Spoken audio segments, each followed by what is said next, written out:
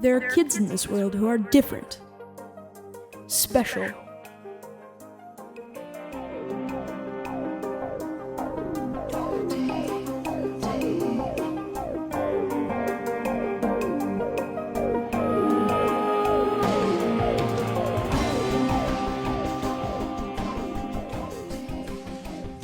In this episode, we'll be breaking down the 33rd episode of 6 Men Season 4, piece by piece.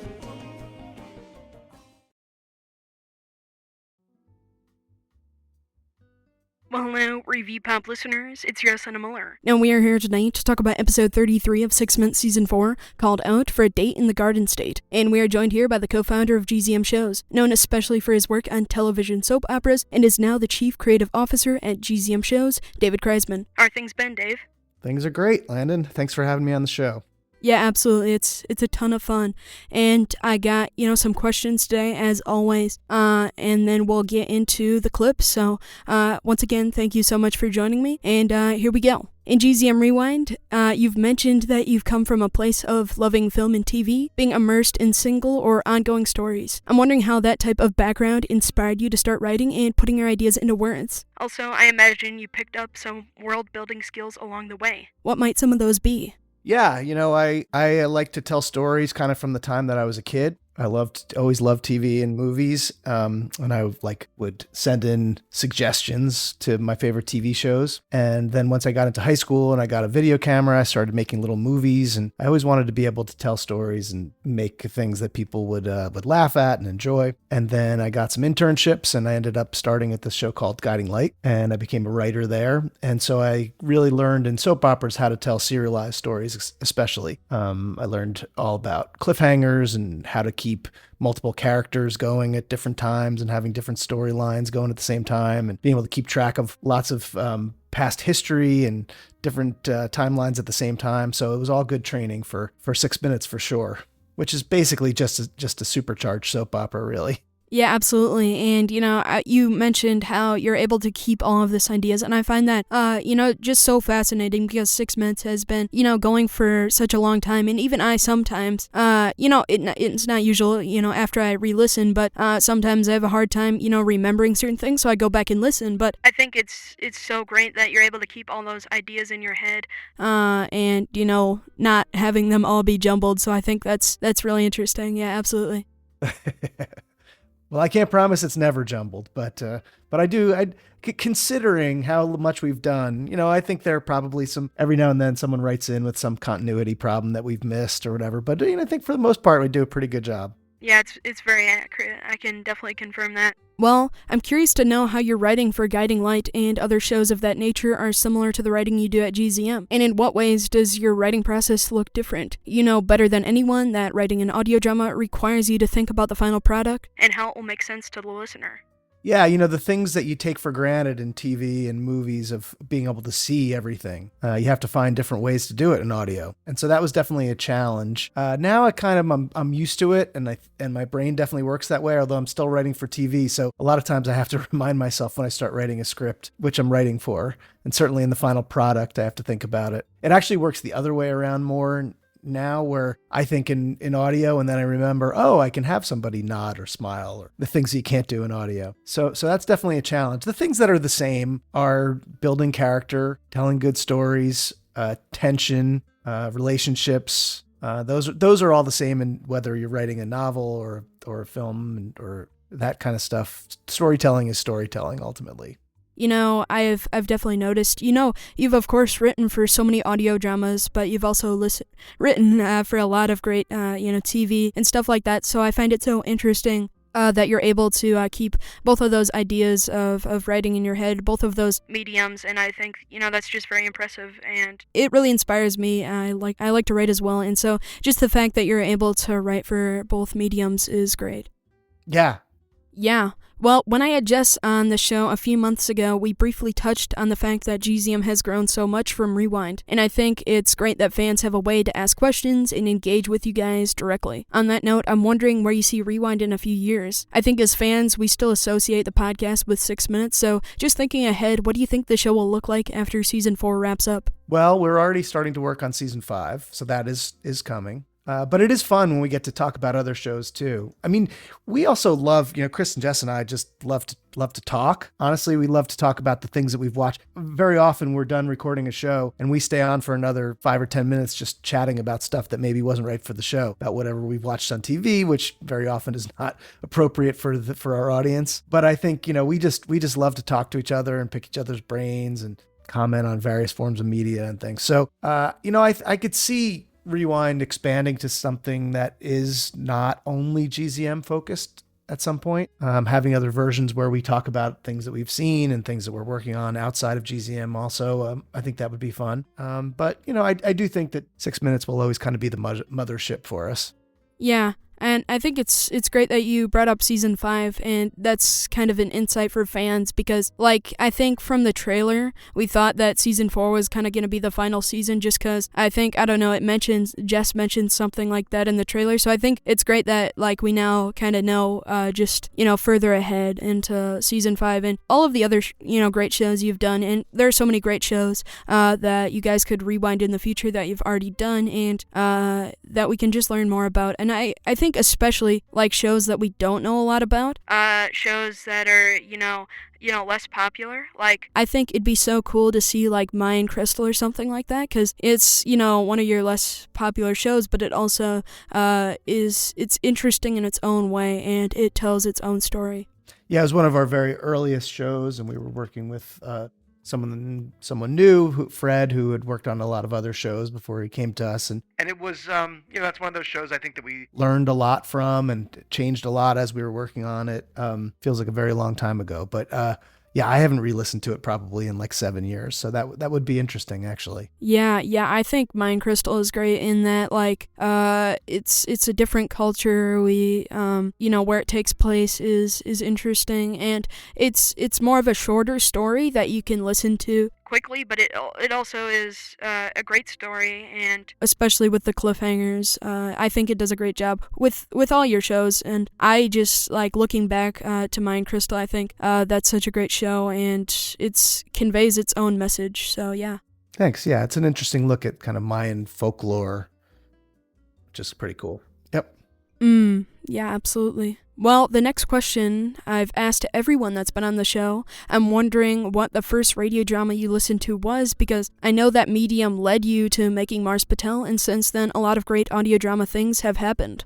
Yeah, as a kid, I don't know that I thought of it as radio drama or what, but I had a box set of cassette tapes of Lord of the Rings, and I listened to that, which was really exciting. And I listened to a Star Wars one. I had a Spider-Man one on a LP, a record. So I definitely I remember listening to those. And then the first time that I really kind of engaged with writing an audio drama, when I was working on Guiding Light, we celebrated the 70th anniversary because it had started on the radio. And so I went back and I listened to a bunch of the episodes that had been on the radio in the 40s, which was really interesting. And I wrote an anniversary episode that kind of used some of the old audio and used our actors playing the old characters and stuff. And so that was kind of my first time really writing for audio drama, just using people's voices to tell a story. Yeah, and I think you and Chris have kind of had a different path because Chris came to audio dramas from,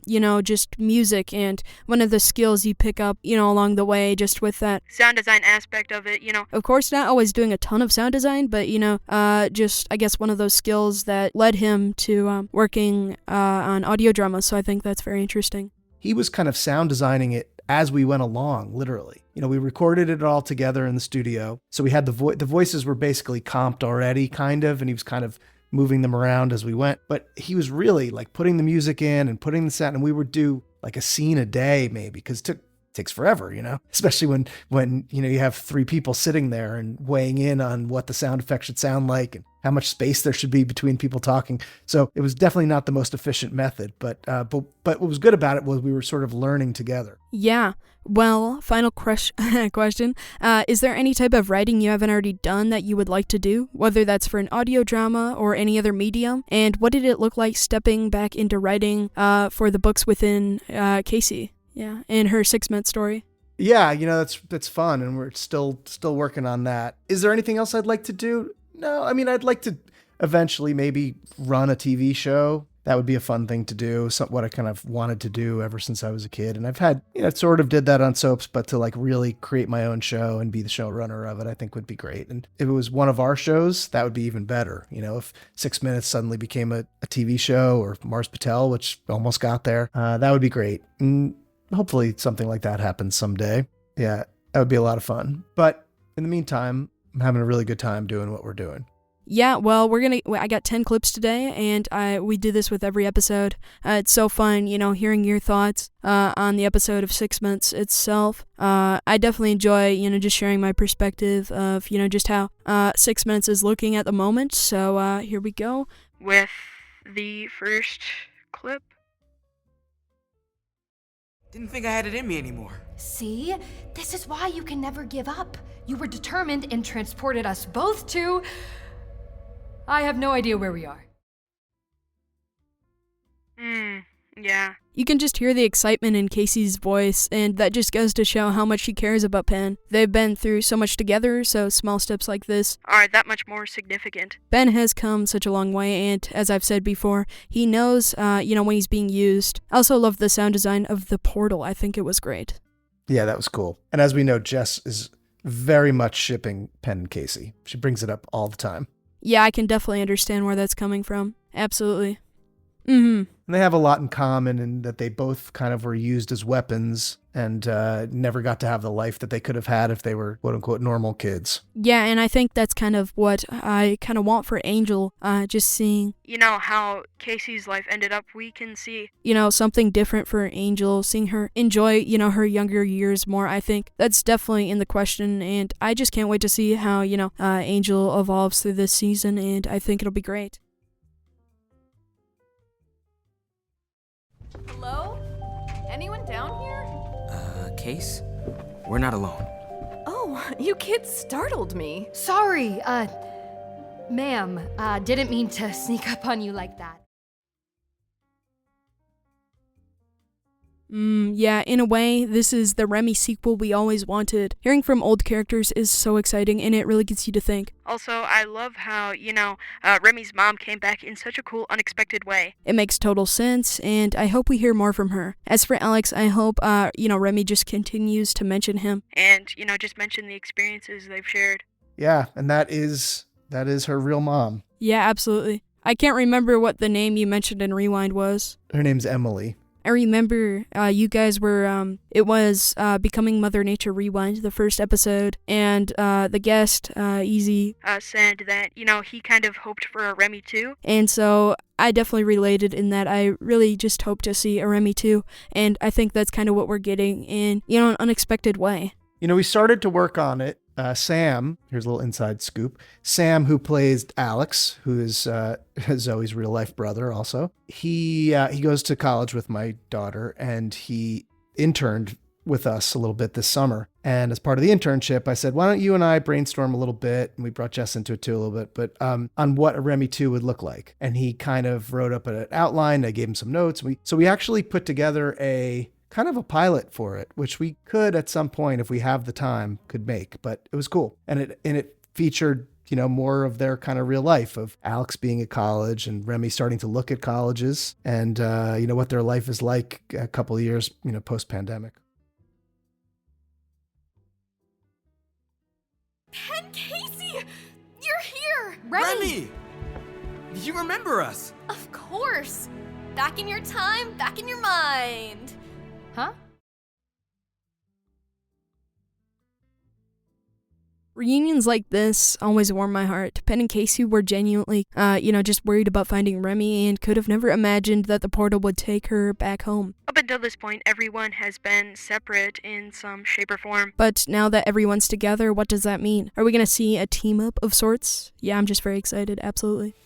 Yeah, we are heading everybody back in the same direction by the end of this season. Yeah, absolutely. And, you mentioned season 5. I feel like that'd be such a cool way to lead into that. I don't know. I guess, just coming from a fan's perspective, always, just guessing what's going to happen next is very exciting.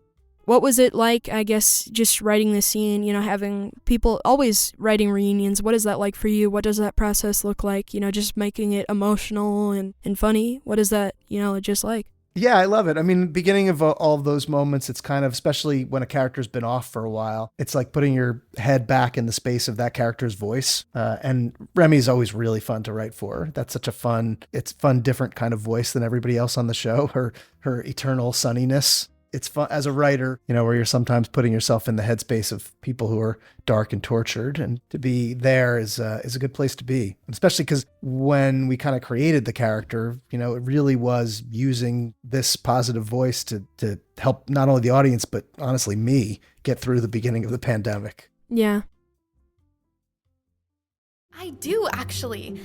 But I also know there's another side to him. Bruce? Yeah, right. So when Jess was on the podcast a few months ago, we discussed whether or not Bruce was still in Adam. At first, I wasn't convinced. We've seen him lie and trick people time after time again. But now I think something has shifted. This is kind of a holiday situation. It probably feels good to have someone believe in him. Yeah, I think that's definitely true. I think that, ultimately what we would root for is that there is some sort of melding of Adam and Bruce, that they don't have to be two separate people. That he can be Adam, but has the heart and decency of Bruce. And maybe Remy could bring that out. Yeah, it's hard not to like Adam just with, how funny he is. It really says a lot about him. He has a third chance. He has a third chance to be someone. And it's great that, people in his corner actually believe in him. And, I think that's what has really gotten him to think and, just, appreciate having somebody to support him. Chilling with the parents? Don't trust him, Remy. But I do, Case. He got this way because I let him know I believe in him, that he could change. Also, he's been listening to my podcast. Yeah, this is kind of what I was mentioning before. Adam spent a lot of time only relying on himself, so I think it's great that he's starting to bond with Remy and form a connection. Also enjoyed the mention of the podcast. I'm wondering how things are shifting because in Remy's podcast, 6 Minutes is a show. She interviews members of the cast and crew. How does that, align with what's happening now? Also in Remy, she found out that there was a world where 6 Minutes was real, or a version of 6 Minutes was also real. So in my mind, these are all sort of alternate universes and they collide in strange ways. So there's, all of those things are true at the same time in some dimension. Yeah, absolutely. Yeah, I think it's great. Yeah, there's hard sci-fi and there's soft sci-fi, and certainly what we're doing is soft sci-fi, where we're not getting into the nuts and bolts of the science itself. There's just so many ways that things could go down, so I think you guys are doing a great job. I'm only partially caught up on the history, or future in this instance, but I do know you're a machine, or a hybrid at least, and that I created you. So this confirms my theory. In the last episode of 6 Minutes, I noticed that Jude was confused when Holiday said she would download the information to help him. I love this twist because Jude may not know all of the power she possesses or how capable she is. I'm always very conscious of not letting the audience in on a secret that they then have to hold for a very long time before the characters know, because the longer you hold it, the more the characters start to seem not smart. You never want the audience for very long saying to somebody who's as smart as Holiday or Birdie, like, come on, how could you not see it? Once he's sitting at that desk and talking the way he talks, it's like you feel like they're so close to figuring it out. I'll have the glass cleaned up right away. Hold on, Ivan. First, I want you to tell me more about how my older self was able to control the bots I created.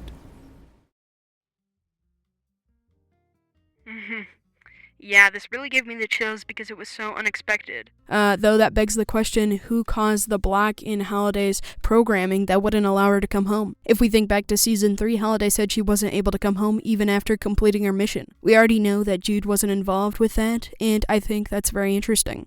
Yeah, and it's, the fact that Jude is seemingly willing to do the arguably the most horrible thing that Dr. Whittier did, proves that he has the same weaknesses. Dr. Whittier controlling the bots was definitely as close to evil, I think, as he ever got. It's so beautiful up here, River. Neverland is gonna be even better. Cybot, why are you so quiet? Isn't this amazing? I did not sign up for this. That's fun. And it's fun to imagine that this is kind of how Monica and James's relationship always was. You know, that he was the bad boy and she was more the rule follower, but she didn't take much to get her to want to go on adventures too. Yeah, absolutely. Right. I think something shifted after, she just saw the relationship they shared with, their mom. Just seeing that, she'll have, she's going down the route of having, just wonderful people in her corner one day. So I think that's great. Wasn't me, sadly. If it wasn't Casey, then why is this Yes, Jude. They're here. I'll bring them to you.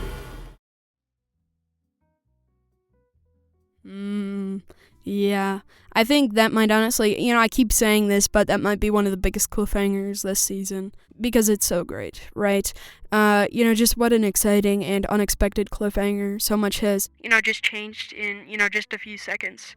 I just really appreciate you joining me on the show. It was such an awesome experience to hear, just your perspective of writing and doing such, just such great things in writing in soap operas and audio dramas. And I had a great time. Thank you so much. It was such an honor to have you on. Yes, my pleasure. This was a lot of fun, and thanks for being such a great fan and sharing it with everybody else. And this is a great show. Loved being on it. Until next time, this is Landon saying peace, love, and time travel.